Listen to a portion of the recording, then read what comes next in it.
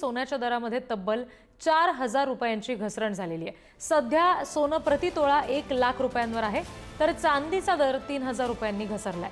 चांदीचे दर प्रति किलो 1,15,000 रुपयांवर आहे। आणखी तपशील घेऊयात, प्रतिनिधी भूषण चिंचोरे आपल्याशी जोडले गेले त्यांच्याकडून।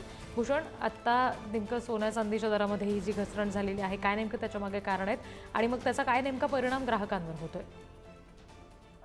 निश्चितच जळगावच्या सराफ बाजारामध्ये मोठी घसरण सोन्या आणि चांदीच्या दरांमध्ये झाल्याचं आपल्याला पाहायला दिसत आहे। सोन्याचे दर 1,04,000 रुपयांवर, तर चांदी देखील प्रति किलो 1,18,000 रुपये इतके दर पोहोचले होते।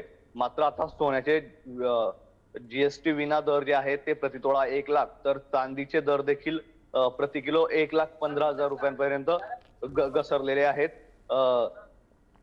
ह्याचा जो परिणाम आहे, अमेरिकेने जे टेरिफ धोरण लादलेलं आहे, तर त्यामुळे सोन्याचा बाजार कुठेतरी अस्थिर झाला असून सोन्याच्या दरांमध्ये मोठी चढ उतार होत असल्याचं आपल्याला पाहायला मिळत आहे। टेरिफ धोरणाचा परिणाम हा सोन्याच्या दरांवरती होत असल्याचं सराफ व्यापाऱ्यांचं म्हणणं आहे। जी भूषण, धन्यवाद सगळ्या माहितीसाठी।